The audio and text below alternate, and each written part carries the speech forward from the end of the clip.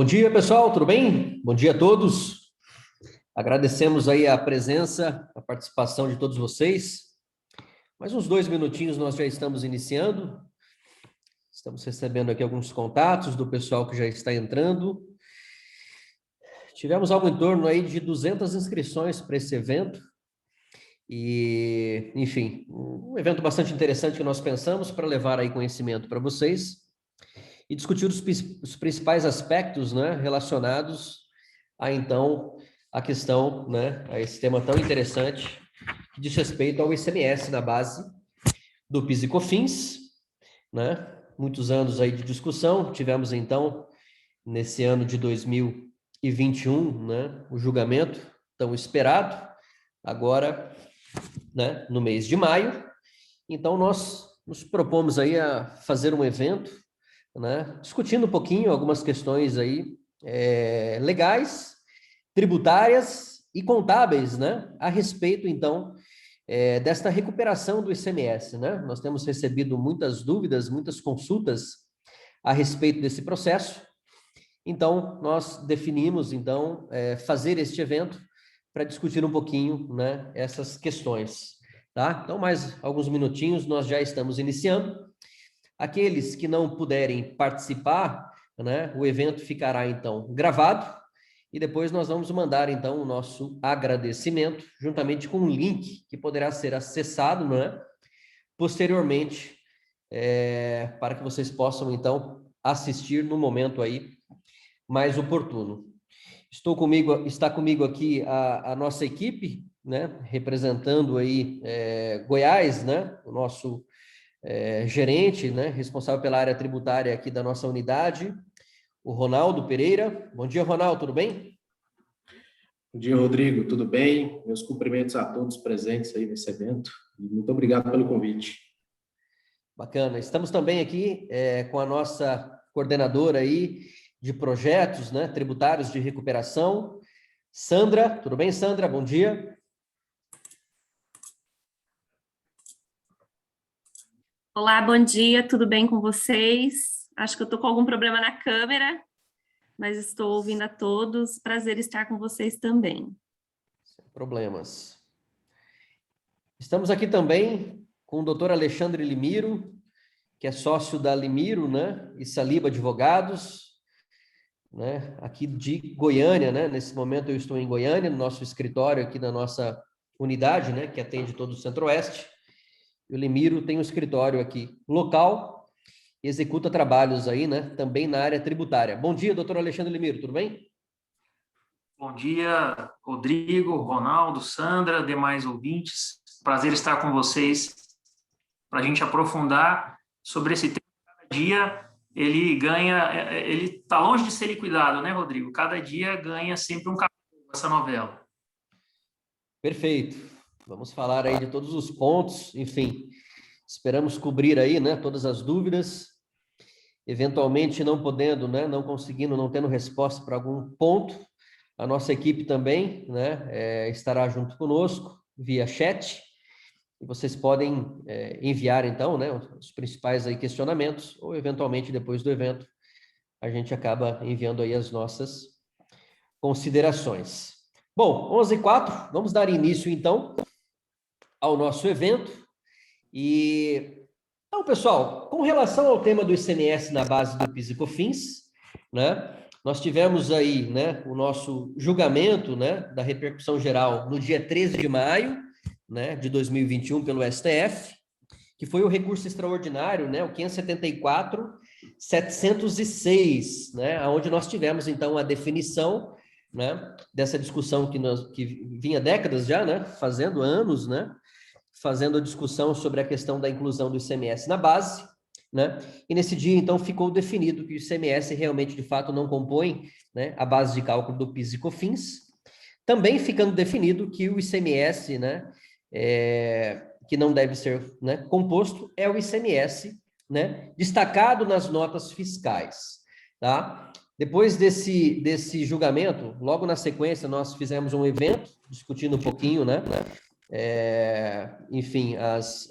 os principais aspectos, né, que deveriam ser considerados, né, quais foram os reflexos dessa discussão, E de lá para cá, né, tivemos alguns desdobramentos, especialmente datado, né, na data de ontem, com algumas notícias que nós tivemos, né, no valor econômico, de duas autuações que foram realizadas pela Receita Federal. Eu nem sei se vocês, né, estavam preparados para ouvir isso e se viram, né, essa notícia, mas a Receita Federal veio numa linha de querer discutir agora que o ICMS deve ser também, né, a exclusão do ICMS deve ser feita também, né, nas entradas, e não tão somente nas saídas, né? Então, se eu faço uma venda, eu vou tirar esse ICMS, né, da operação, né, da base do PIS e COFINS, e a Receita, né, começou a fazer, né, aí as autuações dela, dizendo, não, legal, viu? Mas isso se aplica às entradas também. Quando você compra, né, no seu valor, no teu custo de aquisição, você deve fazer a exclusão também do ICMS, né? E nós tivemos já no TRF, né, da terceira região, né, com sede em São Paulo, né, já uma decisão dizendo, olha, né, isso não é possível, né, você deve tomar o crédito sobre o valor, né, sobre o custo seu da entrada, não excluindo o ICMS da base do PIS e COFINS. Então, quer dizer, é um assunto que ainda vai gerar diversos desdobramentos, né, e que é bem possível, né, que alguns de vocês ou algumas empresas, né, que são atendidas, que estão aqui dentro desse evento, né, comece já a ficar com uma pulguinha atrás da orelha, né, doutor Alexandre, né, no sentido de, né, olha, eu estava tudo preparado aqui para começar a fazer as compensações. Eu corro o risco, então, né, quer dizer, de ver o meu crédito ser reduzido, né, será que nesse meu levantamento eu já devo também considerar, né, e tirar o ICMS na base das entradas, né? Então, é um ponto que cada empresa vai ter que avaliar, vai ter que discutir juntamente com o seu departamento jurídico, né?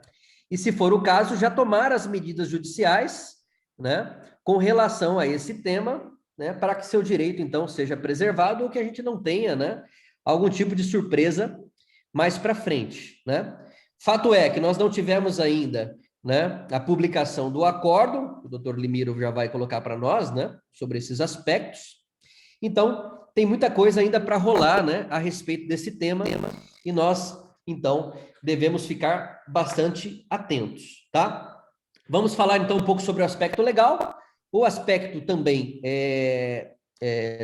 fiscal, com relação, né, à própria publicação do manual, né, que ele foi atualizado, né? Então, como que a gente deve fazer, né, esta recuperação, né? Como que nós devemos, então, proceder com as retificações das obrigações, quem tem processo, quem não tem processo, como que vai funcionar.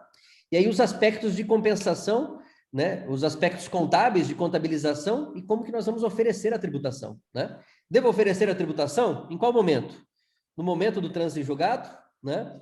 Ou então, no momento das compensações, né? E se eu for do lucro presumido, devo tributar esse ICMS que eu estou recuperando, né? Que estava na base do PIS/COFINS, né? Devo oferecer a tributação no lucro presumido? São algumas questões que nós temos recebido, né? Aí dentro da nossa consultoria.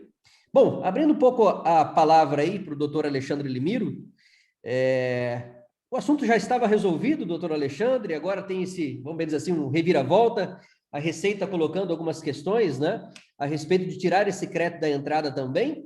Como que está todo esse panorama aí? O acórdão sai ou não sai? Pois é, Rodrigo, o último acórdão do julgamento que ensejou a interposição de declaração, que teve essa modulação toda, demorou cerca de 7 meses para poder ser publicado, né? E penso eu que ele estando no forno ali, a cada notícia que se solta sobre a efetivação desse direito, desse ganho, penso eu que a relatora ali, ela vai de novo dar uma relida no voto dela, ver se ela pode colocar uma situação ou outra ali mais bem colocada para poder tentar evitar tanta repercussão na concretização desse direito.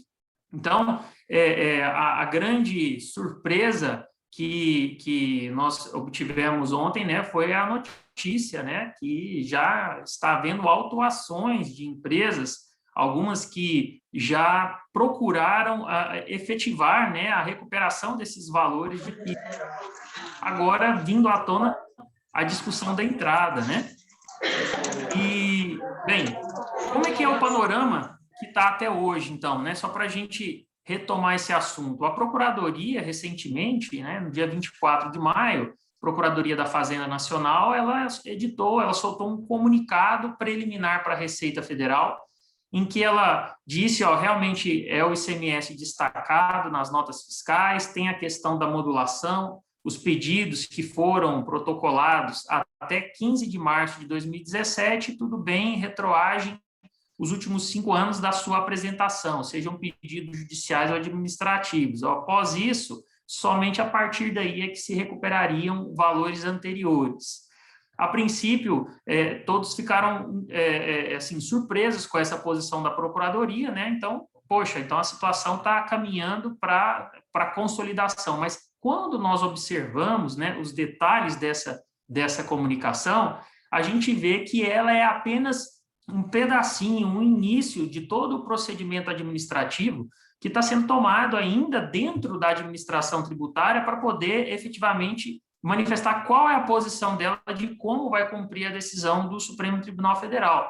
A gente sabe que existe uma lei, essa lei é a Lei 10.522, ela coloca que quando tiver uma decisão em sede de repercussão geral, esse assunto ele pode ser adotado por base da administração tributária, ou seja, da Receita Federal, da Procuradoria, para não mais contestar ações, para não mais autuar o contribuinte. Só que até chegar a esse ponto, senhores, não basta o que aconteceu até agora, aquela simples comunicação que a Procuradoria enviou em 24 de maio. É necessário fazer todo um trâmite interno ainda, que somente vai concluir, o prazo máximo é cerca de 70 dias, mas depois da publicação do acórdão, Rodrigo. Então, a sua pergunta, quando sai a publicação do acórdão, ela tem esse peso para poder colocar uma data limite da posição oficial a ser utilizada pela Receita Federal com relação à questão da apuração dos créditos do PIS e da COFINS, de acordo com essa decisão do Supremo Tribunal Federal. Então, nós não temos ainda os requisitos formais para dizer que quem já está, por exemplo, fazendo as exclusões daqui para frente, ou buscando já a restituição ou compensação de valores anteriores, ainda que tenha o trânsito julgado, a gente não tem ainda uma posição formalizada, ou seja, o procedimento todo concluído para a gente ter uma previsibilidade contra sustos, né, contra novidades, questões sobre a aplicação da decisão que podem surgir, como, por exemplo, a questão do creditamento da entrada. O creditamento da entrada, só entrando nesse segundo tema, dentro da brevidade do tempo que a gente tem, o que nós observamos? A Receita Federal, ela meio que já em 2019, quando ela editou uma instrução normativa substituindo aquela antiga sobre PIS e COFINS, ela editou a instrução normativa 1911 de 2019, ela fez uma sutil omissão sobre quais seriam as parcelas que integrariam os créditos na apuração da entrada, os créditos de entrada na aquisição de bens e de insumos dos contribuintes. Então, lembrando que esse ponto ele vai atingir mais, então, né? Vai atingir, aliás, mais não, né? Exclusivamente quem está no regime não cumulativo, né? Então, ali, na instrução normativa 404, nós tínhamos no artigo 8º, parágrafo 3º, uma disposição específica dizendo que o ICMS ele integraria o custo da aquisição de bens e serviços. Por quê? Isso é importante, porque esse custo da aquisição de bens e serviços é a base de cálculo que o contribuinte vai jogar a alíquota para apurar o crédito na entrada. Então, a gente tinha esse dispositivo na Instrução Normativa 404. Mas, quando veio a Instrução Normativa 1911, nós não passamos mais a ter esse dispositivo.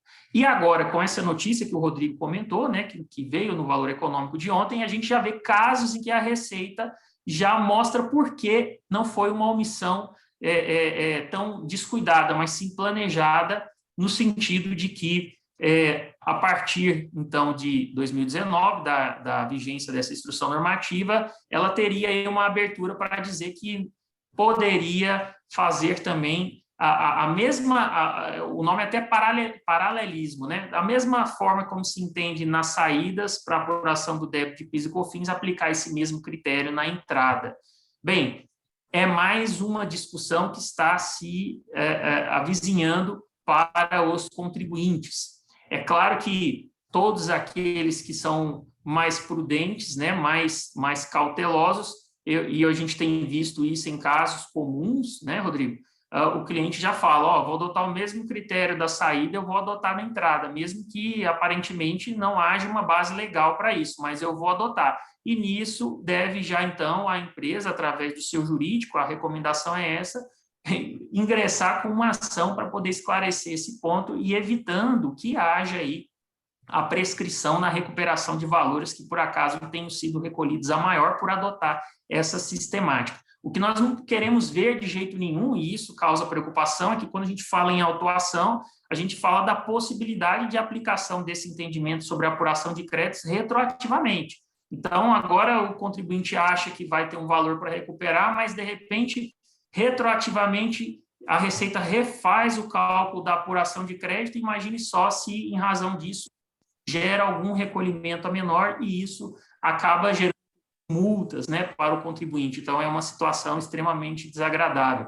Outra questão, se adotar essa regra do paralelismo, nós podemos ter que, para algumas empresas, em que a parte de saídas delas, né, não é tão onerada por PIS e COFINS, ao passo que os insumos, ela acredita, aí nós podemos ter até uma situação que possa ensejar uma carga tributária pior do que estava antes de ter essas modificações. Então, há essa necessidade de se fazer esses estudos, né, de se fazer esses cálculos. Por fim, Rodrigo, só terminando essa parte introdutória, os contribuintes têm diversas situações, né, mas o que surge é a seguinte: como é que eu com relação ao processo que eu tenho, a liminar, o processo não transitou em julgado, eu posso recuperar valores para trás, né? Na última live que nós tivemos, a gente citou a disposição do Código Tributário Nacional, ela expressamente não permite que se haja compensação de valores que envolvam ações que ainda não estão transitadas em julgado. Então, essa liminar você deve continuar usando só daqui para frente, né? Agora, nas situações que não possui liminar, ou sequer ainda foi ajuizado, bem, aí o contribuinte deve fazer uma avaliação se compensa ingressar no judiciário, porque o judiciário ainda pode ter uma morosidade até ter esse trânsito em julgado, ou se ele já parte para a via administrativa, fazendo, né, o processo administrativamente, né, pedindo essa restituição e, a partir daí, avaliando as compensações ou não. Lembrando que as compensações, acaso não homologadas, nós temos um problema grave, que é a multa de 50% do valor do débito que se quer compensar. Isso pode tornar a situação mais onerosa para o contribuinte. Seriam essas as nossas considerações iniciais, amigos. Eu passo a palavra para o nosso coordenador, o Rodrigo, para tocar em frente aí a nossa exposição. Obrigado, doutor Alexandre. Realmente, de fato, né, nos pegou de surpresa. Apesar que a gente já vinha discutindo essa possibilidade também, né, doutor? Mesmo antes desta notícia, né, no valor, a gente já discutia, né, um pouco sobre a legislação, quer dizer, como que a Receita Federal iria, né, avaliar, né, esse caso, né, do ICMS nas entradas, e, enfim, já era um pouco esperado, né, que a Receita tentasse de alguma forma, né, reduzir, então, né, essa perda, né, aí do ponto de vista de arrecadação. Sandra, a gente vinha discutindo, né, nas últimas semanas, né, quer dizer, como que a gente faz esse processo, né, de recuperação, se nós devemos fazer uma retificação de todas as obrigações, né, acessórias, né, quer dizer, para quem não tem processo. Rodrigo, e para quem tem processo, né, eu tenho um processo judicial, tenho até agora o trânsito em julgado, né, quer dizer, eu não vou precisar fazer as retificações dessas obrigações. Então, o pessoal no dia a dia tem muitas dúvidas de como que vai fazer, né, a operacionalização desta recuperação, né? E que a gente tem visto, tecnicamente nós temos, né, para quem não tem processo, nós temos um mundo de obrigações acessórias para serem retificadas, né? FD, DCTF. Quer dizer, quer comentar um pouquinho a respeito desse ponto, né? Quer dizer, qual que é o modus aí operandi, né, dessa dessa operacionalização da recuperação. Isso, vamos lá. Bom, paralelamente, né, esses assuntos polêmicos que a gente já vinha, na verdade, levantando desde 2019, quando veio a divulgação da Instrução Normativa 1911, né, com a retirada do texto pertinente ao custo do ICMS, né, dentro da aquisição na tomada do crédito. Então, a gente já tinha levantado a bola, né, porque já vislumbramos ali que haveria um certo questionamento, né, a Receita não dá ponto sem nó, então a gente já tinha vislumbrado ali que haveria um questionamento, mas o parecer 7698 de 2021, ele veio também para nos dar para clarificar um pouquinho como fazer, né, a forma operacional da recuperação desses créditos em vista da repercussão geral. Então, para a gente que operacionaliza o levantamento do crédito, a empresa optou por fazer esse levantamento, é válido, estou apoiada juridicamente, a empresa tem o processo, ok, então como vou fazer isso? Então, ele veio para clarificar um pouquinho isso para a gente. Então, quando a gente pega o parecer, a Procuradoria, na verdade, ela vem expor umas orientações gerais para Receita Federal, justamente para a gente não perder a garantia do contribuinte de conseguir reaver esses créditos, né? Então, a gente tem 2 limites aí. Então, quem entrou com um processo, né, até dia 15 de março de 2017, então, aquelas empresas que realmente entraram com a ação até dia 15 de março de 2017, e aquelas que estavam esperando pacificar alguma ideia, né, de pacificar todo o entendimento e o que ela faria depois disso. Então, a gente separa em 2 turmas. Então, quem entrou com o processo até dia 15 de março e quem não tinha entrado com nada, estava aguardando o julgamento final, né, como ficaria nos finalmente. E aí veio o parecer e esclarecer um pouquinho para a gente, então hoje a gente tem mais um formato de como fazer isso.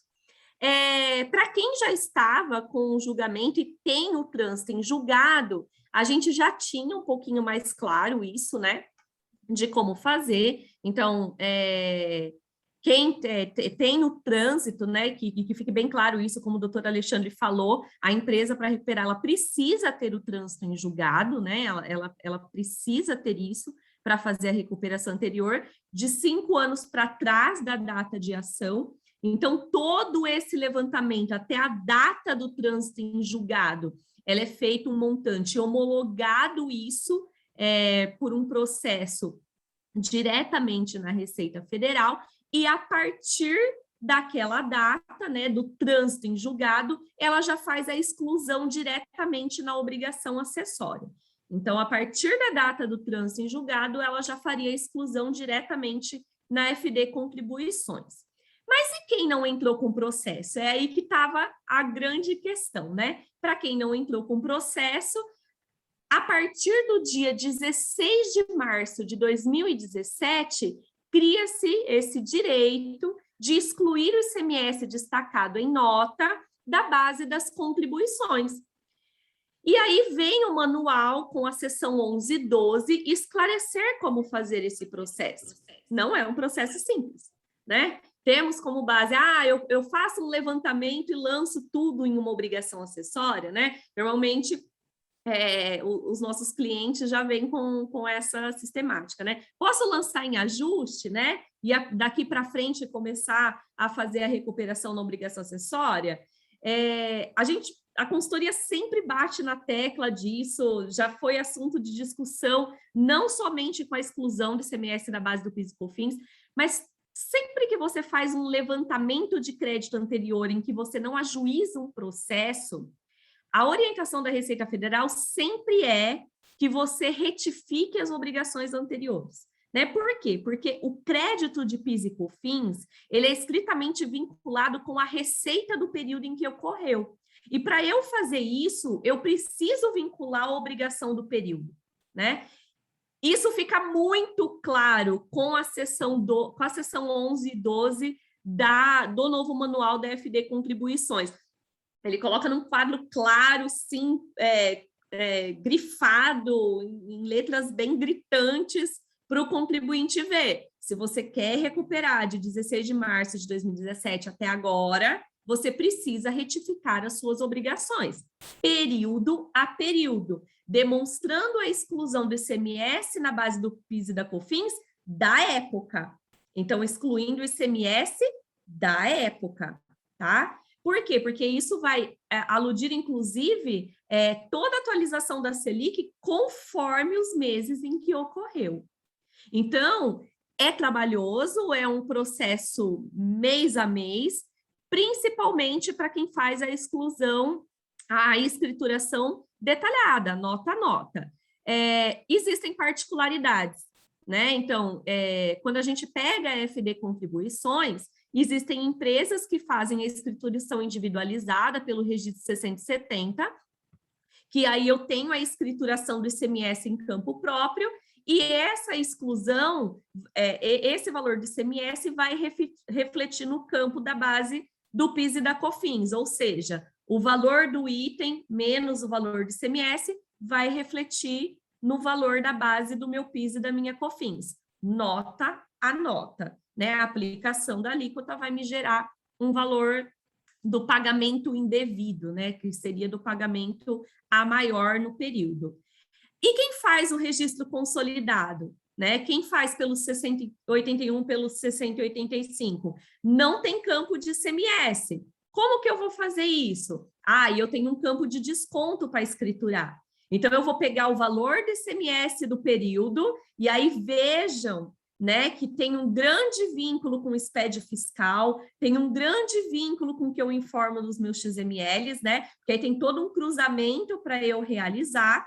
Eu vou pegar o ICMS da época, escriturar nesse campo de desconto do registro consolidado, para assim refletir no campo da base do PIS e da COFINS. O mesmo acontece nas empresas de lucro presumido, que por regime de competência, onde informa o registro consolidado. Existem outros registros, né, com particularidades muito específicas, né, quando, por exemplo, empresas que fazem venda direta a consumidor final, que não tem campo nem de desconto, nem de exclusão e nem de ICMS. Onde que eu vou lançar? Eu não lanço esse valor, mas eu desconto diretamente no campo de PIS e COFINS. E aí, como, né, que isso vai ser avaliado pela Receita Federal? Que tipo de cruzamento que isso vai ensejar, né? Reflete somente na FD Contribuições? Não. Reflete na FD Contribuições. Eu tenho que ter um SPED fiscal muito consistente para que feche com os valores de ICMS. A gente tem muitos casos de clientes que, às vezes, enseja em retificações de SPED fiscal, mas não pensa no reflexo que está fazendo lá na FD Contribuições. E isso vai afetar agora, no momento que eu vou estar fazendo essas retificações. Reflete na DCTF, porque agora eu tenho um novo valor apurado, então eu não vou estar retificando só FD Contribuições, eu também vou estar retificando as minhas DCTFs dos períodos. Então, é um cuidado redobrado que eu preciso fazer, é um cuidado redobrado que eu preciso ter no controle das minhas obrigações acessórias. E um ponto crucial que a gente tem a falar, um ponto de atenção muito grande que a gente tem para passar para as empresas, é no controle em relação àquelas que são consolidadas, no que diz respeito a receitas tributadas e não tributadas. A gente tem visto casos de empresas que não têm esse controle separado do ICMS que fez parte das receitas tributadas e do ICMS que fez parte das receitas não tributadas. E está querendo excluir o ICMS integral das receitas tributadas. Vai ser autuado, é um fato. Por quê? Porque eu pego isso lá pelo meu SPED fiscal. Então, assim, o que a Receita vem dizer, e isso é muito claro no manual, olha, quando você for fazer essa segregação nos registros consolidados, você tem que consolidar exatamente o ICMS que faz parte das suas receitas tributadas e excluir somente dela. não vá compor aquilo que é da parte das receitas não tributadas, porque o risco de autuação é gigantesco. Então, assim, parece muito simples, né, quando disse, agora ok, vamos excluir o ICMS que é destacado nas notas fiscais, mas não é tão simples assim. Então, requer um controle, requer um fechamento das obrigações acessórias, requer um olhar apurado sobre todo o processo da empresa, né? Não somente sobre o arquivo da FD Contribuições, então não caiam, né, nesse erro de olhar meramente para o arquivo da FD Contribuições. O que a gente tem visto na consultoria e nos processos de auditoria é um fechamento cada vez mais aguçado da Receita Federal frente a todos os arquivos da família SPED, né? Então, cruzando o que vem das contas de receita escrituradas na ECD e na ECF, vinculado ao que eu estou escriturando em FD Contribuições em SPED fiscal. Então, o que eu estou vinculando entre ICMS destacado em XMLs com aquilo que eu estou escriturando no SPED fiscal e no FD Contribuições. Então, é pensar no processo da empresa como um todo, e não somente na retificação da FD Contribuições. Eu acho que é o principal cuidado que eu teria para passar para vocês, uma vez que a empresa tomar a decisão de fazer os processos de retificação. Legal, Sandra. E para créditos que nós temos aí, né, que foram objetos de decisão judicial, nós temos que observar sempre aí a IN 1717, né, de 2017, que vai tratar sobre a habilitação, né? Então, inicialmente eu faço uma habilitação na Receita, para né, Sandra? homologação, exatamente. Porque é mediante ela, né, que a gente vai fazer. Aí é um processo à parte, né? Então, essas empresas que têm o trânsito em julgado, que a gente vai pegar de 5 anos a partir do ingresso da ação até a data do trânsito em julgado, é um processo totalmente diferente, né? O que você vai escriturar na FD Contribuições? A partir da data do trânsito em julgado. Então, a partir dali, ok, você vai fazer esse processo que está já descrito na FD Contribuições, excluindo direto da base da FD Contribuições. Mas, para trás, aí é de acordo com a IN 1717. E aí é um processo todo à parte. Perfeito, inclusive com dificuldades também dentro do próprio programa, né, da Perdicomp. Sim. Por conta que você vai utilizar um valor, né, atualizado, e nesses casos o programa não faz atualização, então quando você Tudo compensar manual. um pedaço, você vai ter que separar o que é principal, o que é atualização, né? Então tem uma dificuldade dentro da Perdicomp, né? O processo ainda é muito manual, e, na verdade, nos dois, a gente sempre faz todo um controle à parte, né? Tanto dos que estão recuperando de 2017 para cá, até esses que têm o trânsito em julgado, a gente sempre orienta esse controle à parte, justamente ainda pela precariedade do processo. Ainda não é totalmente automatizado e a gente precisa seguir com as compensações para que não tenha perca do contribuinte. Então, todo esse processo ainda é muito manual. Por isso, os cuidados que a gente tem que ter nos vínculos entre todas as obrigações. Perfeito, Sandra. Muito obrigado. E aí nós já temos algumas perguntas, né? Diz respeito à continuidade do nosso próprio evento aqui. Ronaldo, com relação, né, aos aspectos aí de contabilização, né, desses créditos, né? Ou seja, estou fazendo agora, por exemplo, um levantamento administrativo, né? Levantei lá o valor de R$1 milhão, né? Comenta um pouco para nós sobre os aspectos contábeis e depois, logo na sequência, sobre os aspectos também tributários, né? Porque nós temos aqui uma discussão a respeito, né, do próprio valor em si, do crédito que nós estamos levantando, né? Quer dizer, vamos fazer a tributação do valor principal e também com relação à própria atualização, né, desses valores, tributação de IR, contribuição de PIS e COFINS, né? Quer dizer, como que vai funcionar essa operacionalização contábil e tributária?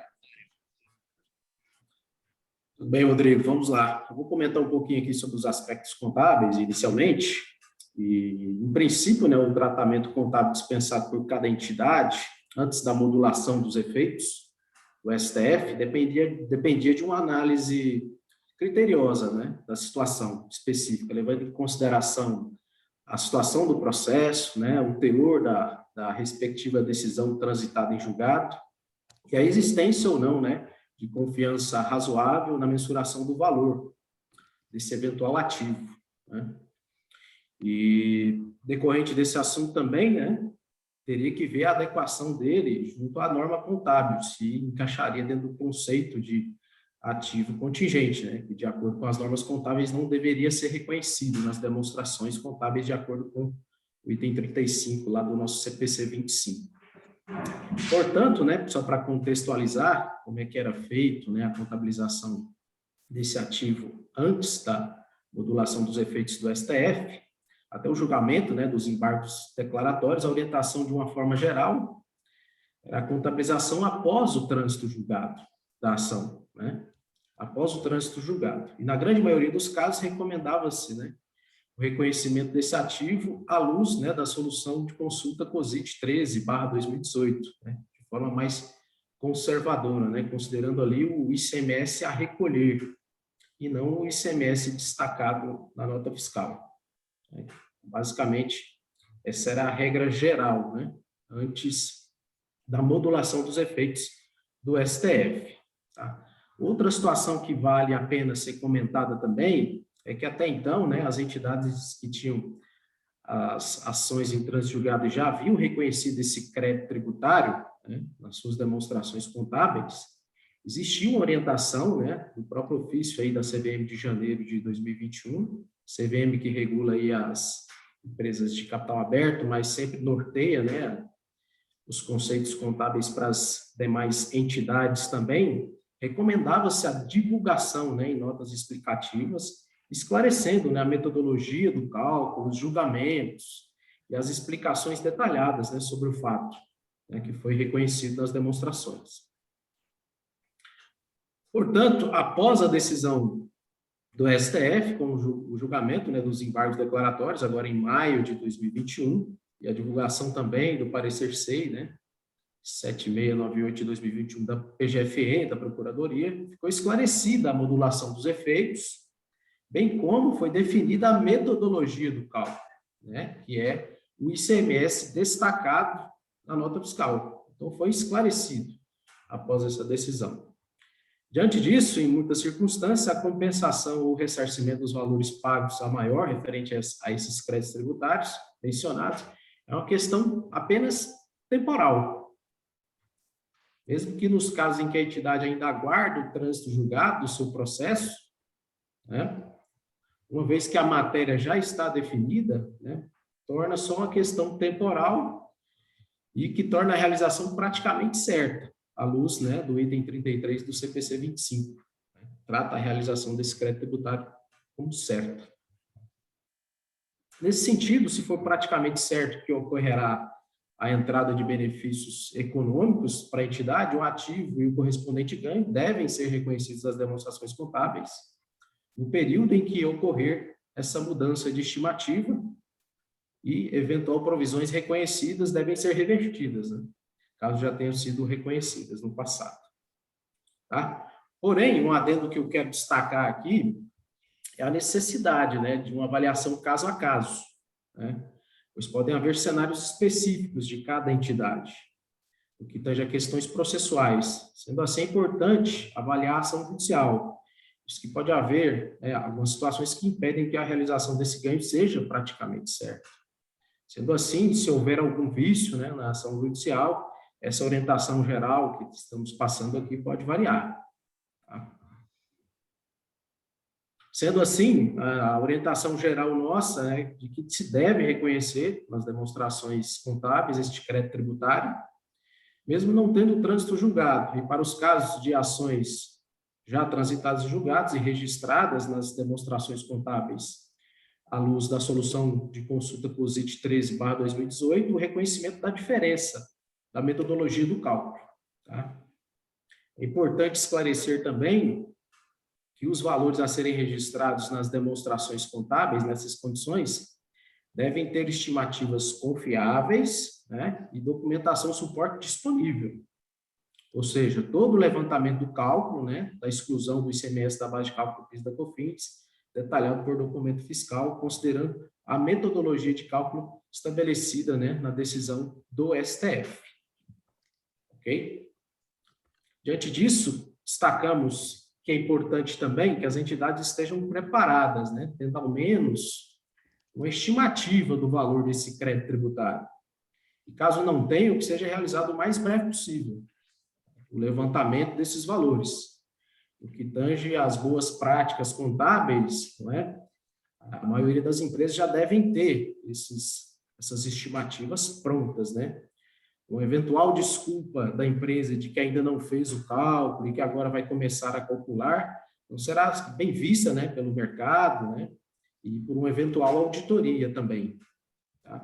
Por mais que a empresa ainda não tenha reconhecido o crédito tributário por algum motivo, e como recomendamos, né, que seja realizado um cálculo e que se tenha o conhecimento desses valores.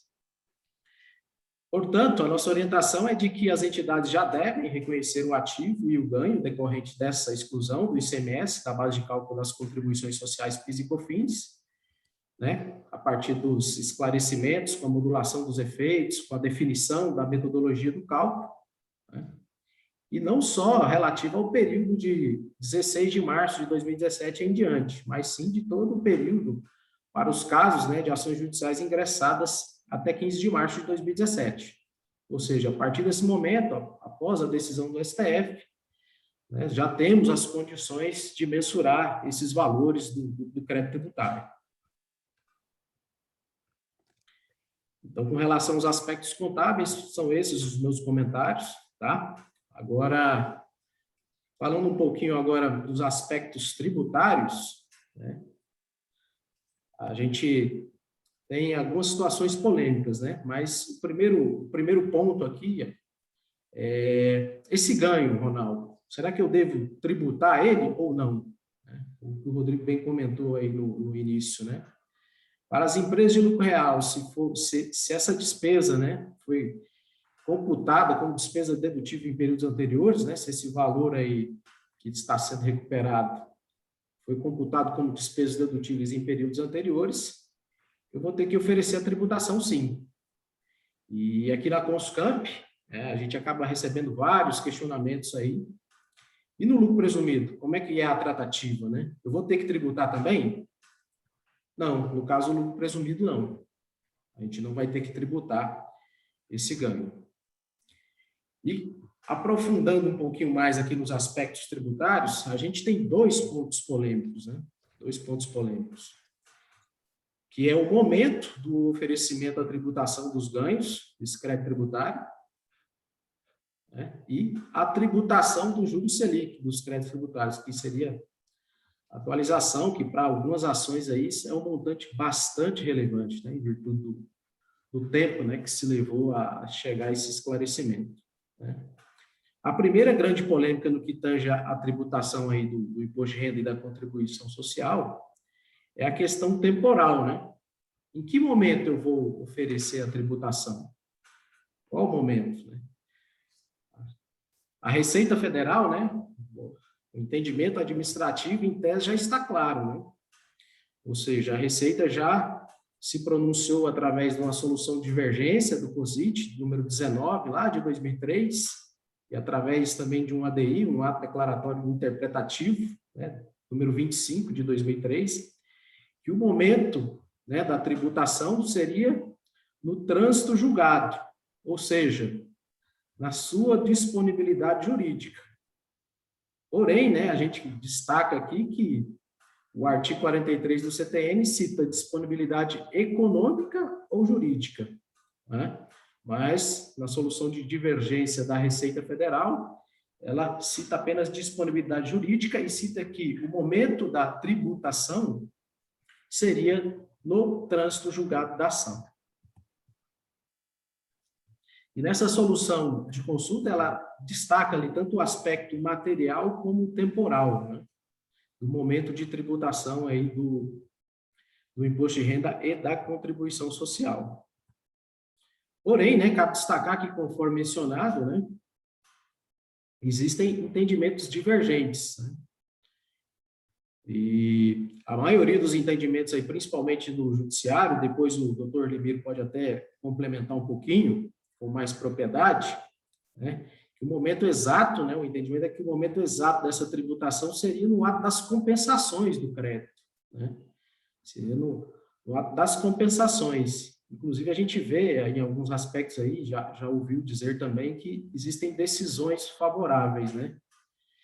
Não no momento do trânsito julgado, até porque depois do trânsito julgado existe todo um processo moroso, né, de habilitação do crédito, até ficar disponível ali para a realização das compensações, tá? Então, esse seria o primeiro ponto polêmico da tributação aí do IRPJ. Porém, o entendimento da Receita Federal tá bem claro, né?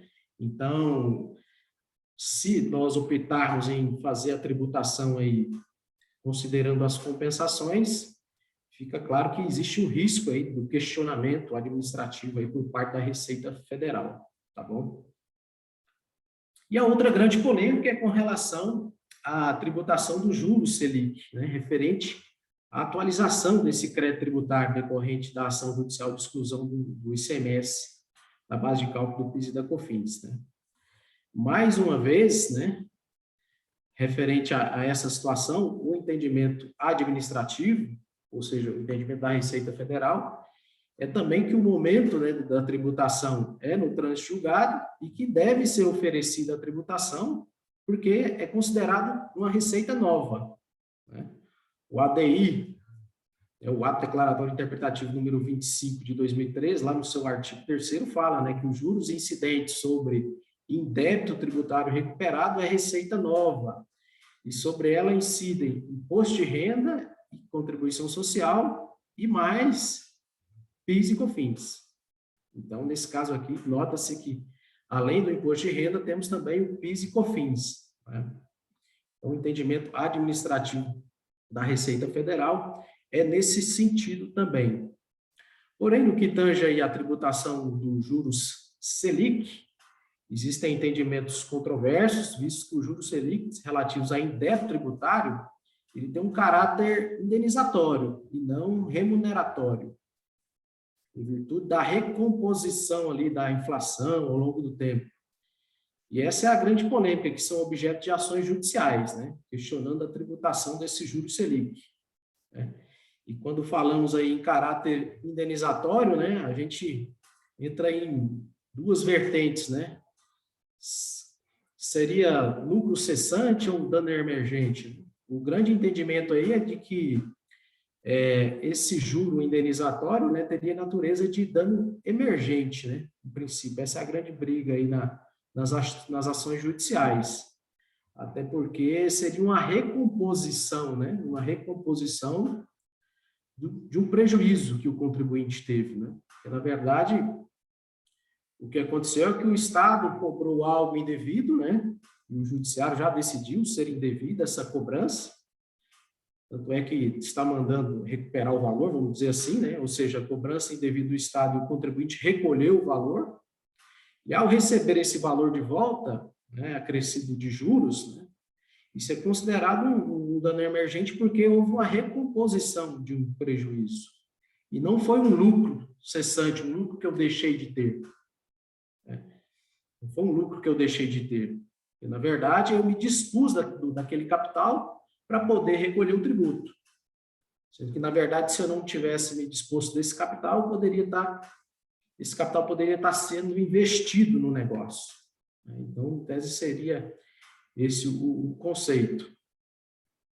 Portanto, né, o entendimento é que a Selic, nos casos de repetição de indébito, tem natureza indenizatória, né, porém de danos emergentes, e não de lucros cessantes, né, ou seja, uma recomposição do prejuízo, sendo assim um posicionamento de não tributação do juros Selic, tá? Entretanto, tem decisões favoráveis, né, e desfavoráveis nesse sentido, no STJ, e essa matéria está em repercussão geral, número 962, salvo engano, no STF para análise, tá bom? Então, esse é um detalhe também que o doutor Libiro pode contribuir conosco aí, entrar mais um pouquinho com mais propriedade no mérito aí de lucro cessante, dano emergente, referente a essa questão das tributações. Doutor Alexandre, se puder comentar, então, dois aspectos, acho que principais. Primeiro, com relação ao momento, né, da tributação, então, deste crédito, né, ou seja, né, na disponibilidade, né, jurídica ou econômica, de acordo com o artigo 43 do CTN. E a segunda questão, né, com relação, então, à tributação desse PIS e COFINS, né, quer dizer, posso, então, não tributar? O ideal seria eu entrar, né, com uma medida judicial para resguardar, né, essa possibilidade da não tributação, né? Nós temos um caso que nós avaliamos aqui essa semana, basicamente o crédito do cliente é mais ou menos uns 10, 12 milhões, e nessa conta tem uns 4 milhões, né, de atualização, né? Então, tem determinados casos que o valor, né, ele é realmente, de fato, relevante, né? Por favor, doutor, coloque as considerações a respeito desses dois temas. Bem, vamos tentar contribuir de alguma forma, Rodrigo. Esse caso, ele tem um ponto interessante. A base do que a Receita coloca, né? Todo mundo se reporta lá em 2003, né? Nesse ato declaratório interpretativo. Esse dois pontos aí desse ato, para a gente destacar. Primeiro, ele é um ato que ele está voltado basicamente para a questão judicial. Ele fala de trânsito da sentença judicial. E nós temos situações de pessoas aqui que vão buscar esse crédito e nem entraram com a ação judicial, ou às vezes nem vão querer entrar, já vão direto na via administrativa. Esse é o primeiro ponto. E tem um outro ponto que eu também vou abordar aqui, é que esse ato declaratório interpretativo, ele diferencia se a sentença ela condena a União um valor líquido, ou seja, não tem discussão de valores, ou se, no caso, como a maioria, né, das situações que nós não temos sentença com valor líquido, nós temos decisões de conteúdo declaratório declarando o direito do contribuinte excluir o ICMS da base de cálculo do PIS e COFINS, sendo que essa parte de liquidação ficaria para a via administrativa ou aqueles que queiram seguir a linha que na década passada a jurisprudência permitiu de executar judicialmente uma ação declaratória, pudessem fazer essa liquidação e apresentar essa conta no judiciário. Então, qual é o que já essa norma, esse ato declaratório interpretativo dispõe sobre esse assunto? Então, como o Ronaldo bem disse, se nós temos a sentença líquida na data do trânsito em julgado. Na data do trânsito em julgado, pelo regime de competência, está definido a existência líquida certa de um determinado valor, portanto, pelo regime de competência, se existe esse direito, ele já deve ser oferecido à tributação. Fica dentro do quê? Da disponibilidade jurídica, a que alude o CTN. Lembrando que o CTN, ele coloca a disponibilidade econômica ou jurídica não como uma faculdade do contribuinte, mas como uma permissibilidade para o legislador tributário escolher como ele vai reconhecer determinada renda ou acréscimo patrimonial para fins de tributação. Então, o regime de competência, basicamente, é disponibilidade jurídica. O de caixa já é disponibilidade econômica. Esse ato declaratório interpretativo, então, por exemplo, no regime de caixa, ela fala efetivo recebimento. Beleza. Mas não é o caso da maioria aqui dos envolvidos, né? A maioria aqui está no regime de competência. Então, o regime de competência líquida, sentença, transitou em julgado, é nesse momento. Tá, e se a sentença não é líquida? Bem, nesse caso, o que abordou esse ato declaratório interpretativo? O contribuinte ele vai ingressar judicialmente para poder exigir esse valor? Então, ele ingressando, a Procuradoria pode concordar com esse valor ou não. Se a Procuradoria concorda com esse valor, a tendência é ser expedido o precatório. Então, na data da expedição do precatório, diz esse ato declaratório interpretativo que deverá ser oferecido à tributação. Mas, senhores, esse pedido precatório, a gente tem esse problema, né? Até receber o precatório e a data de expedição do precatório tem uma distância, né? Às vezes uma distância que pode ser mais de ano. Como é que fica nesse caso? Bem, a posição da Receita é que, juridicamente, se expediu o precatório, é a mesma coisa de você ter recebido ali o cheque para receber, né? Você tem um título. Então, isso aí já é líquido, já é constituído, você deve reconhecer esse direito, e se reconhece o direito, regime de competência, tem que oferecer a tributação. É um dilema, é uma coisa a ser considerada, porque muitas vezes o contribuinte já usou esse argumento para obter outros ganhos, né? Então, é uma situação delicada.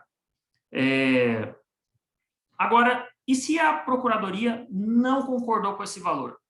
Você apresentou essa conta judicialmente, a Procuradoria não concordou, fazendo o quê? Ela embarga, dizendo, olha, você está querendo aí 10 milhões, mas não é 10, é 3. Bem, quando tiver o trânsito em julgado dessa decisão que liquida o valor, há o entendimento de que há uma consolidação jurídica sobre essa quantia e, portanto, diz esse ato declaratório interpretativo que deve ser, nesse momento, oferecida a tributação. Então, senhores,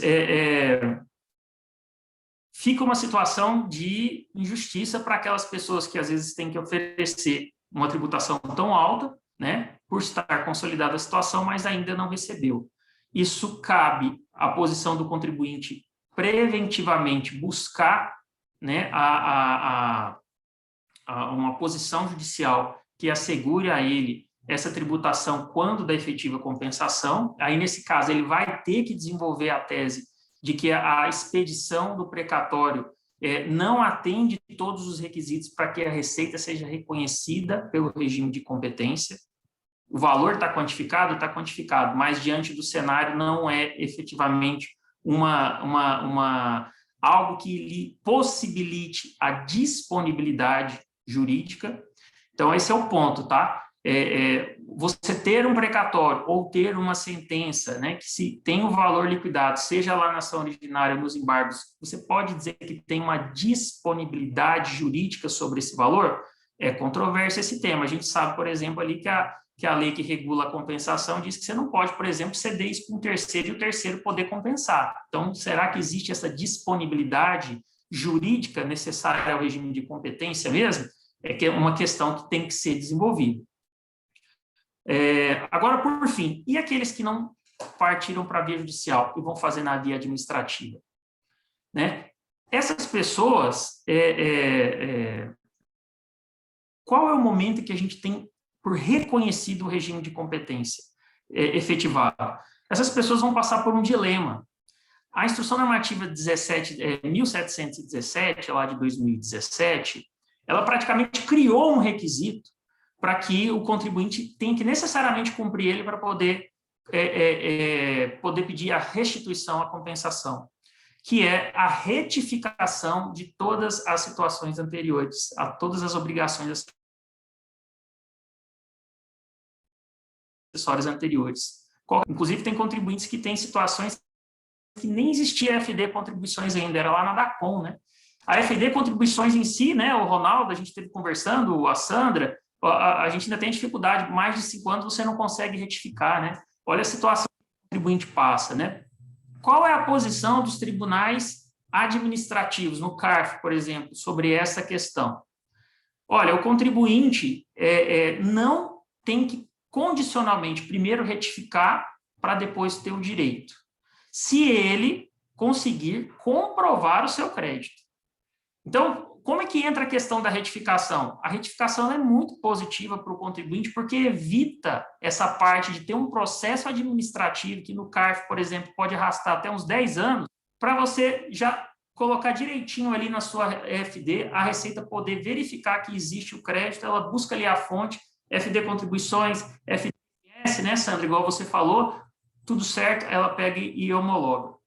É muito positivo. Mas se não houver essas condições, é importante deixar claro, o contribuinte pode usar todos os meios de prova possível para poder comprovar o seu crédito se a Receita não homologar a sua compensação.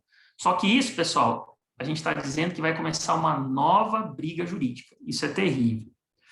Então, essas são as considerações sobre o regime de reconhecimento que a gente queria colocar. Agora, o ponto relacionado aos juros. Como é que essa questão está sendo tratada? Bem, está marcada agora para o segundo semestre, o STF vai julgar esse assunto, né? Já tem repercussão geral, pelo menos está marcado que vai ter essa discussão. O que nós esperamos? Bem, recentemente o STF decidiu um tema 808, envolvendo aí a tributação pelo imposto de renda dos juros sobre quem brigou para recompor diferenças salariais.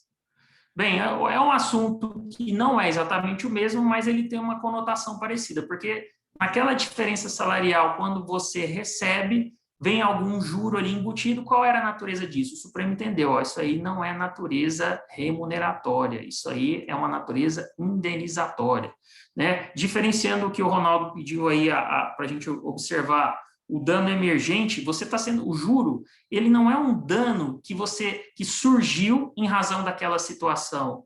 Não, desculpa, ele não é um lucro cessante, melhor dizendo. Ele não é uma coisa que você deixou de ganhar em razão dessa situação. Não, ele é um dano emergente. Você ali ficou privado daquela diferença salarial, na hora que você vai receber isso, você tem que receber com a devida recomposição. Então, se a gente puxar esse raciocínio, que é o que eu espero, né, e torço, por uma questão até de correção jurídica que o STF adote para o caso concreto, nós poderíamos enquadrar que a taxa Selic, né, que é um critério utilizado pela própria União para poder corrigir os seus débitos, e por isonomia o contribuinte que foi privado de débito tributário, privado de um recurso na área tributária, teria que também ter esse direito, por ser uma simples correção, embora tenha uma pitadinha de juros dentro dela, né, ela teria que seguir esse mesmo parâmetro, ou seja, é um dano emergente, é um dano que o contribuinte teve por ter ficado privado dos seus recursos para pagar um tributo indevido, né? Mas da prudência siga a linha de entendimento hoje existente na Receita Federal. Hoje a linha é o reconhecimento pelo regime de competência quando ficar definido esse valor efetivamente, com relação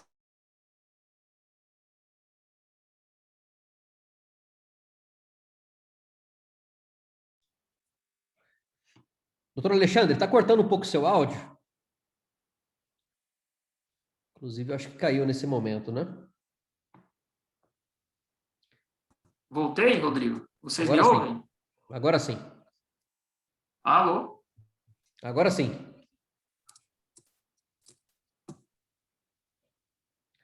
Doutor Alexandre, estamos ouvindo.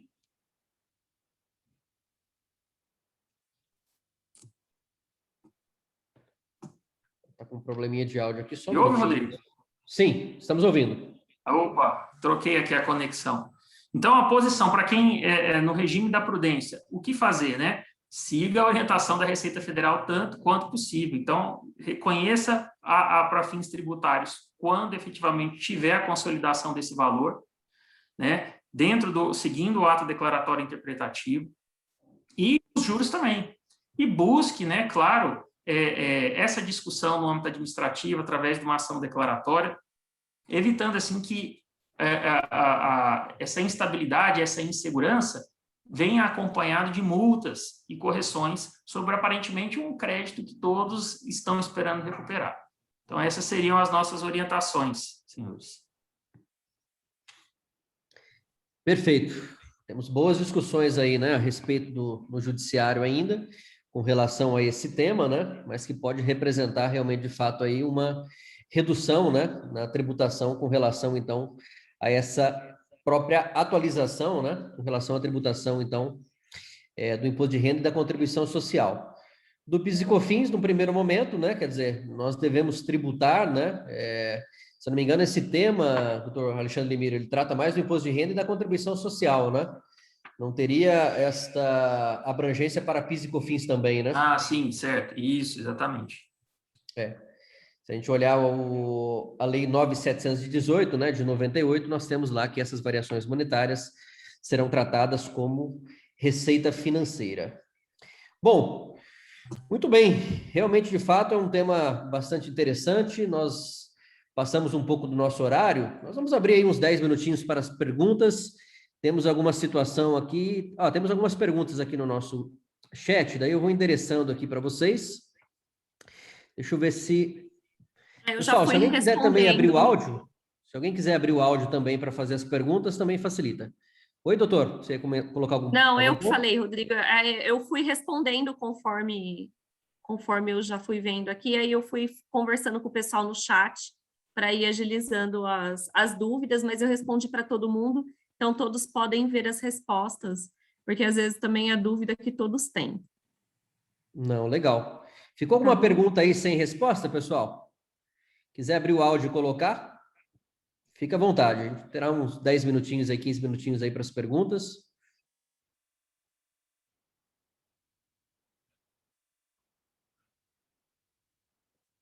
Acho que tem uma pergunta aqui do Ronaldo, viu, Sandra? O Ronaldo pergunta, né? Por favor, é recomendável recalcular os preços de transferência também? Obrigado. Né? Quer dizer, tecnicamente deve estar colocando... Ronaldo, está por aí? Deve estar falando principalmente do método do preço de revenda? Do PRL, né? Olá, Ronaldo, olá, boa tarde. Tudo Oi? bem? Oi, boa tarde, Oi, Ronaldo. boa tarde, tudo bem? Tudo bom, Tudo gente? jóia. Sim, exatamente, a preocupação é nesse sentido, mas estou numa dúvida, assim, se realmente reflito a respeito, se parto para fazer alguma tentativa nesse sentido, né? Mas é algo, assim, bem embrionário ainda, sabe? Não sei Tá. como raciocinar em cima disso ainda. Tá, vocês calculam pelo PRL, né? Isso mesmo. Tá. Ronaldo, na verdade, Tecnicamente, a gente vai ter assim, uma redução, né, Sandra, o do impacto, parâmetro, ele né? é muito direcionado à recuperação tributária e, na verdade, você não vai retroagir o custo que você praticou na época. Então, assim, se a gente pensar no CPV, ele não vai ter um impacto na mudança, né, do cálculo que você praticou na época. O que ele vai ter seria sobre a mudança do faturamento líquido. Líquido, né? Talvez teria um impacto. Então, a gente Entendi. precisaria fazer a avaliação. Seria bom avaliar, pensar um pouco a respeito, né? Pensando em relação ao faturamento líquido. Porque o Ok. CPV não, porque isso você não vai conseguir alterar na época, né? Você não vai fazer todo o seu remapeamento de custo, mas pensando no faturamento, na base de faturamento líquido, aí pode ser que sim.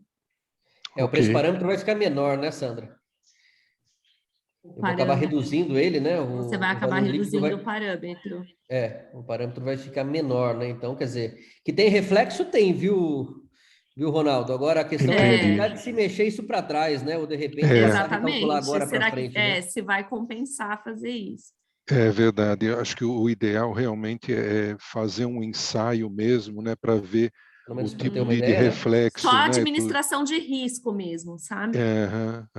Porque dependendo da situação, ele pode ser favorável, né? Porque o PRL é um pouco cruel, né? Mesmo que mudou em 2012, Sim. mas ainda assim é um pouco cruel. Sim. Mas muito É uma obrigado pela pergunta reflexão, viu, gente? Muito obrigado. bastante interessante. E o que a gente tem também, que nós estamos vendo muito, são os reflexos comerciais, né, pessoal? Acho que vocês já devem ter sentido isso na pele também. Mas, tecnicamente, se você está tirando, né, o ICMS da base do PIS e COFINS, né, o teu fornecedor já pode estar, né, talvez já reclamou ou vai reclamar, né, dizendo assim, né, olha, se você tirou o ICMS da base, né, quer dizer, você tem que me dar o desconto. Vamos repactuar, então, né, o nosso acordo comercial. Grandes Cliente, né, fornecedores, Rodrigo? Grandes fornecedores, a gente não vai citar nomes, tá? Mas estão mandando cartas, né? Montadoras, né? Que a gente acompanha, estão mandando cartas, né? Para os seus, né, fornecedores, dizendo, olha, você tirou o ICMS da base, estou acompanhando aqui pelos seus arquivos XML, né? Vamos sentar na mesa para reduzir preço, porque o valor que a gente combinou, né? Ele vai ter que ser reduzido. Então, é uma prática bastante, né, comum já que está sendo feito, né? Por isso vale para os grandes fornecedores, né? São eles que mandam, né? Então, tem esses aspectos comerciais também, né, Sandra, que a gente tem acompanhado. Sim, eu quero só fazer um comentário. Raquel, estava respondendo a sua questão pelo chat, mas acho que fica mais fácil comentar. A Raquel colocou, né? Sendo assim, por entendimento geral, quem não possui liminar e não quer entrar com ação administrativa para começar a excluir o ICMS, deve aguardar uma posição da Receita Federal? Na verdade, assim, Raquel, pacificado foi, né? Então, a repercussão geral, ela existe, mas existem ainda alguns assuntos polêmicos agora em relação à contrapartida do crédito. Então, assim, é de direito que você faça? É de direito que você faça, existem as modulações e existem as normas para você seguir como realizar, inclusive via manual. Então, as empresas, essa semana mesmo encerramos um processo, né, de você fazer a recuperação a partir de 16 de março de 2017, que isso fique bem claro. Quem não entrou com ação não pode antes desse período, tá? É a partir de 16 de março de 2017. Então, as empresas podem fazer esse processo? Podem, retificando FD contribuições, retificando DCTF, levantando o valor recolhida maior e fazendo as compensações. O que a gente vem discutindo sobre os riscos, né? Existiu o caso de 3 empresas, né, divulgadas numa notícia do Valor Econômico, que foram fiscalizadas e autuadas com um crédito muito grande, e que que a Receita Federal questionou sobre a mesma exclusão na base do crédito, né? Algumas empresas, elas anteciparam essa situação, né, e entraram com uma ação para garantir o ingresso do ICMS, inclusive no crédito, e já saiu favorável para uma dessas empresas no TRF de São Paulo. Então, é esse o ponto de atenção que a gente coloca. Ainda pode haver desdobramentos na questão da exclusão na base do crédito? Pode haver. Então, assim, entende-se, né, alguns legisladores, né, diversos núcleos jurídicos entendem que deveria ocorrer uma mudança em lei para que a Receita exija isso, mas que é de direito as empresas fazerem esse processo conforme a repercussão geral, sim, é possível, tá? Bacana. Tem uma pergunta aqui da Uma. Não sei se você está com... O pessoal está com áudio, o pessoal da Uma. Você está colocando aí o PIS/COFINS da importação? Seria isso? Não sei se o pessoal pode comentar aí. Pelo que eu estou entendendo aqui, nós estamos falando do PIS/COFINS na importação. Na verdade, desde outubro de 2013, a base de cálculo do PIS/COFINS da importação passou a ser o valor aduaneiro, né? Então, já havia sido declarado inconstitucional a fórmula de cálculo do PIS/COFINS na importação, e nesse caso, ela ocorre somente sobre o valor aduaneiro. Então, o ICMS já não estaria na base. Não sei se essa que foi a pergunta, tá? Que mais? Temos mais alguma pergunta aí? Ô, Rodrigo. Oi, Margarete. por favor. Margarete, pode falar. Tudo bem aí? Tudo bem, Rodrigo, graças a Deus. eu até tratei esse assunto no chat com a Sandra, eu só queria retomar para tentar ficar mais claro para mim. Uma empresa de lucro presumido, ela já pode começar a emitir as notas fiscais excluindo o ICMS da base de cálculo do PIS/COFINS? Ela tem que aguardar alguma coisa? O que a gente tem escutado naquele grupo lá que eu participo, tem jurídicos falando assim, você tem que esperar a publicação do acórdão. Outros falam, não, já pode emitir as notas excluindo o ICMS da base de cálculo. Então, está muito confuso, e aí estou falando especificamente de uma empresa de lucro presumido, tá? E não os créditos anteriores, daqui para frente. Como eu emito a nota fiscal agora, e se eu já posso fazer isso. Perfeito. Margarete, eu vou pedir para o doutor Alexandre Limiro até dar uma opinião dele também com relação ao aspecto jurídico, tá? Mas eu vou dar a minha opinião, ela não reflete a posição da Consucamp em si, né?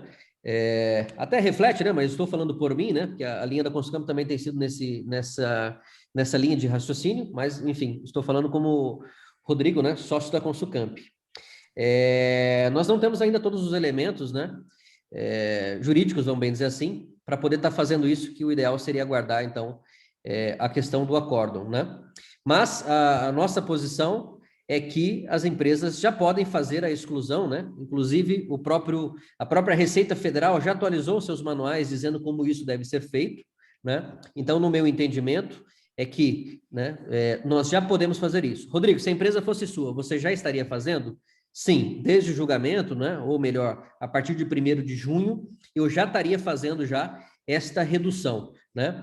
E nós já discutimos um pouquinho também, né, doutor Alexandre Limiro, né? Quer dizer, a Receita Federal vai te fiscalizar, né, e vai colocar um auto de infração, né, o custo para ela fazer isso daí e depois ser derrubado, né, todos esses autos, todas essas fiscalizações, né, quer dizer, seria um custo muito alto, não teria sentido nenhum ela passar a autuar essas empresas, né, após o próprio julgamento, após ela alterar o próprio manual FD Contribuições. Então, na minha opinião, sim, nós já podemos fazer essas recuperações, seja de lucro presumido, seja de lucro real. Doutor Alexandre Limiro, quer só complementar a minha ponderação?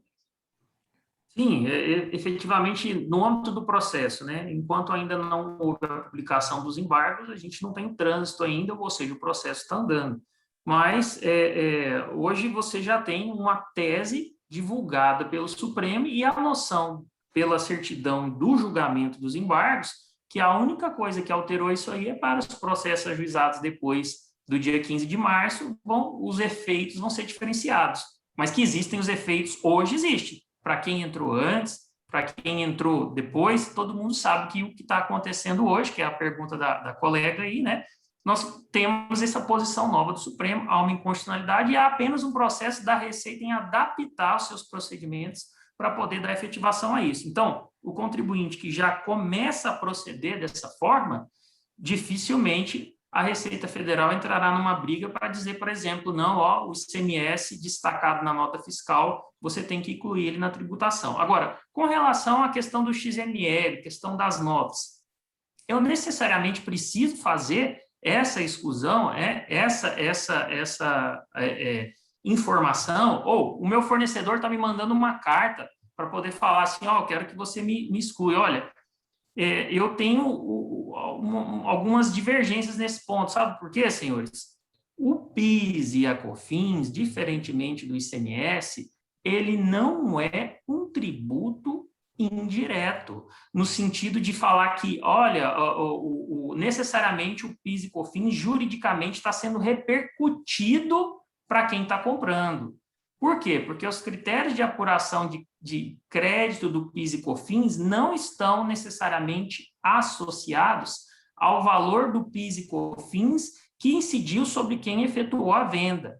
Então, não é igual o ICMS, em que fala assim, você excluiu o ICMS da base de cálculo, agora você vai ter que jogar isso no preço. Bem, pode ter um ajuste econômico entre as partes, mas juridicamente não existe a determinação dessa vinculação, tanto que ela é a base da discussão se é legal ou não a posição da Receita Federal de falar assim, ó, você tem que excluir também no seu crédito da entrada. Então, aí os colegas aí da parte contábil, né, da parte da escrituração da Consulcan, queria que eles até comentassem um pouquinho, mas eu não me preocuparia tanto em dar esse tratamento no XML na nota fiscal, preocuparia em dar, dentro do que já foi regulamentado pela Receita Federal, né, na FD. Na FD ali eu vou pegar e fazer direitinho, né, essa demonstração, eu posso fazer essa diferenciação lá. Né?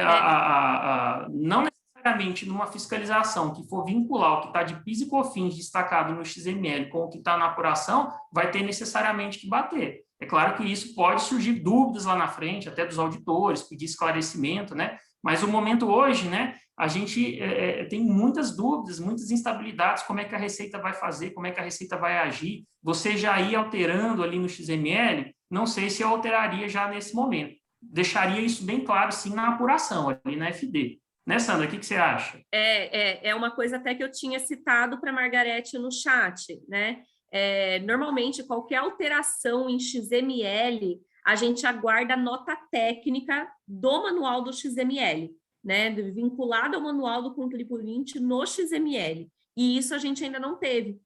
E é justamente isso, diferente de ICMS, que é muito vinculado à escrituração da nota, né? A passagem do crédito para o contribuinte seguinte, sendo o lucro presumido ou não, PIS e COFINS não está atrelado a isso. O PIS e COFINS está atrelado à visão do escriturador, né? Do adquirente. Então, eu também, doutor Alexandre, tenho muito essa visão de que hoje eu me atentaria para a escrituração da obrigação acessória, da FD Contribuições. Me preocuparia, me atentaria na entrega dessa obrigação acessória, que já está claramente vinculada pela Receita Federal nos moldes da escrituração pelo parecer, né, 7698, e me preocuparia menos com a escrituração pela forma do XML, aguardando a nota técnica, que normalmente é o que define as alterações do XML.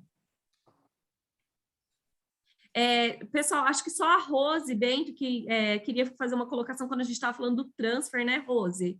Se você quiser colocar o seu áudio. Pessoal, bom dia, boa tarde. Oi, boa tarde, Rose. Eu vou só ler a pergunta e a resposta e vou fazer minha colocação, daí você me responde, Sandra, por favor, e qualquer outra pessoa que quiser contribuir. A empresa que teve seu trânsito em julgado em 2019, de um processo que foi ajuizado em 2007, logo tem assegurado seu crédito retroativo desde 2002. A pergunta que fica é, devo fazer o levantamento, então, desde 2002 até agora? Ou seja, estipulo uma data de corte, por exemplo, 31 de julho de 2021, e levanto todo esse crédito e, na sequência, protocolo o pedido de habilitação. Existe algum período que eu deva fazer por retificação e não pela habilitação? A resposta que a Sandra me deu foi, a habilitação deve considerar até a data do trânsito em julgado. A partir do trânsito em julgado, a empresa já deveria estar excluindo diretamente na obrigação acessória. A minha dúvida ainda continua, por quê? Porque a empresa saiu do credor de ICMS, e o que a gente tinha de solução lá atrás, então, era o ICMS efetivamente recolhido, e a empresa não recolhe ICMS. Logo, até o meu trânsito em julgado, e depois disso também, eu não continuo sem o ICMS, a saber, né, a excluir lá das notas. Então, a pergunta que fica ainda é, posso estipular a data de corte em 31 de julho e, a partir dali, tentar modificar o meu sistema para poder calcular da forma correta a partir de agora? O mais conservador, Rose, aí a gente volta numa questão que você colocou, né? De que período você deveria praticar as retificações. Você colocou em uma da sua questão. Então, qual que normalmente é a orientação da consultoria? Mesma tratativa. O levantamento que você faz por ajuizamento é até a data de trânsito em julgado. Então, é esse o levantamento que você faz para a homologação do crédito pela IN 1717. A partir do trânsito em julgado, estar diretamente na obrigação acessória. Não fizemos porque estava saldo credor. Então, você retifica a obrigação acessória a partir daquele período. Essa tem sido a recomendação da consultoria, tá? Que sempre a partir da data do trânsito em julgado, a exclusão deve ser feita diretamente na obrigação acessória. Como não foi feito, voltaria fazendo as retificações das obrigações. Ok, obrigada. Seria a melhor metodologia. Agora também nada impede, viu, Rose? Você vai fazer a habilitação na Receita, né? Isso. Quer dizer, quando você habilitar, você vai mandar o seu processo, né? Quer dizer, vai ver se é o polo ativo da ação, vai ver se tem trânsito em julgado, né? E vai apresentar os valores. De repente, você apresentaria o processo, dizendo que o trânsito em julgado foi lá atrás, e traria um cálculo até julho de 2021, e deixa eles fazerem a homologação. Se eles não homologarem, né, e colocarem esse ponto, né, dizendo, olha, seu trânsito julgado foi lá atrás, né, então até aqui eu vou homologar, né, de repente poderia ser uma linha de raciocínio também, mas o ideal seria o que a Sandra comentou, né? Entendi. Então, uma observação. tentar ir numa negativa, né, a gente refaz. Só lembrando que esta homologação da Receita Federal, né, entre nós aqui, e com base na IN 1717, né? É basicamente ali um cara crachá, né? É um checklist que ele cumpre, tá? Né? Então a empresa é a empresa? É a empresa, né? Está no polo ativo da ação? Está no polo ativo. Tem trânsito julgado? Tem. Fica homologado. Data. E ele já escreve, né? Lá embaixo. Olha, então só para deixar... Não fiz conferência então, nenhuma. A habilitação, né, Rodrigo? Tem muita gente que às vezes vincula, até o advogado, né, honorário, né, fala assim, vou cobrar aqui na hora que estiver habilitado, está resolvido, né? Então, bem observado, Rodrigo. A habilitação é o cara crachá básico. A verificação do crédito na hora da compensação, né? A extinção definitiva da obrigação pelo que você está usando o crédito na hora da homologação. Né? Esses pontos aí são importantes. E aí uma observação, igual a Rose fez uma pergunta, deve ter um valor aí para trás grande para levantar, e às vezes o trânsito em julgado dela foi 2019, é isso que ela falou? Foi isso, né? Isso. Às vezes teve um trânsito julgado em 2019, 2017, que seja, o entendimento da Receita é que você tem 5 anos para poder restituir. Então, eu vou usar em compensações. Aí você olha o seu trânsito em julgado, dá uma olhada, se você for seguir na metodologia das compensações, se você vai conseguir consumir isso aí até dar os 5 anos, para não ser surpresa.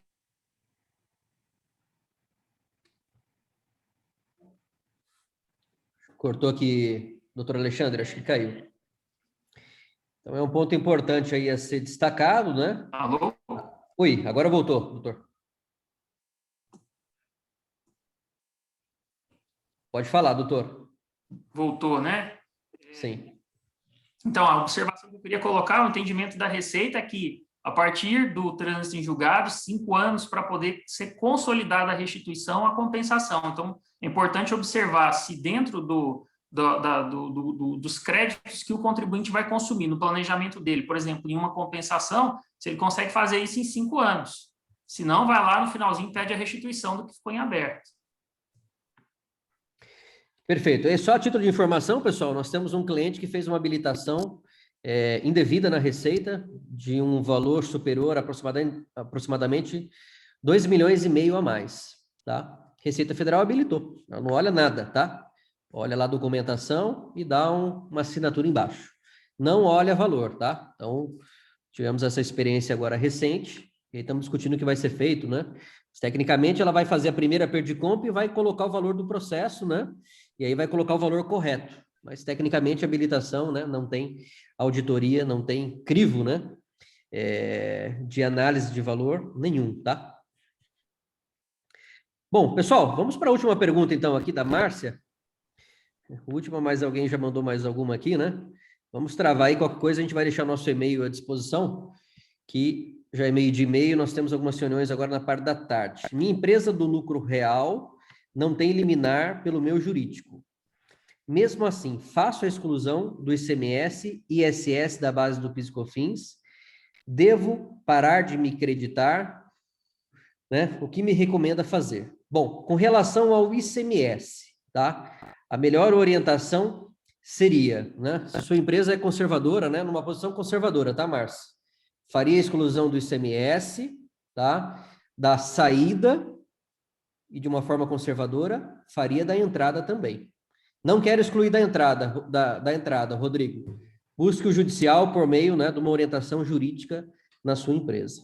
Com relação ao ISS, não faria nesse momento. Você tem que buscar, né, uma medida judicial, porque essa seria uma tese, né, filho que nós colocamos aqui, né, uma tese filho da questão do ICMS, até acho que também tem sentido, mas não temos base nenhuma para fazer exclusão do ISS ainda, se você não tem uma medida judicial nesse sentido, tá? Doutor Alexandre, nessa linha, né?